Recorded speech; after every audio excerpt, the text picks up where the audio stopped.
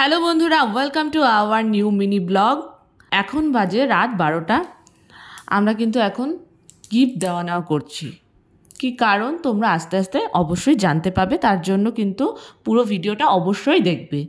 তো এই দেখো, এখানে কিন্তু প্রথমেই দেখলে আমার বর আমাকে একটা সুন্দর ব্যাগ গিফট করলো, আর এখানে আমি ওকে একটা কিছু গিফট করছিলাম, বুঝতে পারোনি তো কি? এই দেখো, এটি হলো সেই সুন্দর একটা লাইটওয়ালা ফটো ফ্রেম। কি দারুণ লাগছে না? আমি তো পুরো ফিদা হয়ে গেছি এই ফটো ফ্রেমটার ওপর। তো যাই হোক, এটা আমি ওনাকে গিফট করেছিলাম। আর এখানে একটা কিউট বুদ্ধা বুদ্ধি সুন্দর স্কুটার করে যাচ্ছে, আমার ভাই এটা গিফট করেছিল। এতক্ষণে মোটামুটি তোমরা গেস করে নিয়েছো কি ব্যাপার স্যাপার। হ্যাঁ বন্ধুরা, দেখতে দেখতে আমরা দুই পাগল মিলে 11 বছর অতিক্রম করে ফেলেছি।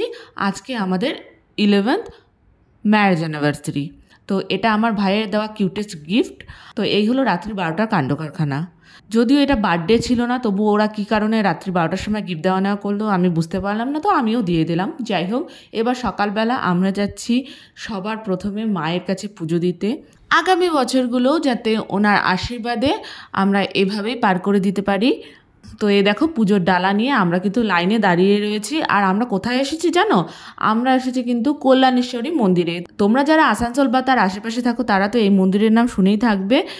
মায়ের মন্দির কিন্তু খুবই জাগ্রত। এই দেখো মন্দিরের ভেতরটা। সেই দিন কিন্তু প্রচুর লাইন পড়েছিল, প্রচুর ভিড় হয়েছিল, অনেক ভক্তরা এসেছিল পুজো দিতে। এই দেখো বন্ধুরা, ভেতরটাতে তো ভিডিও করা যায় না, পুজো হয়ে গেছে।